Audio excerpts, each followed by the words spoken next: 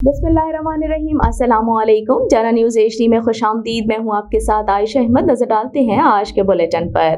Bulletin में सबसे पहले आपको कोयटा से आगाह कर रही हैं ब्यूरो चीफ निसार बलोच के मुताबिक कोयटा में मूसलाधार बारिशों के दौरान सड़कों पर पानी जमा हो गया। गंदगी के बायस बारिश का पानी कचरे के ढेर में तब्दील। राहगीरों और शहरियों को शदीद मुश्किलात का सामना।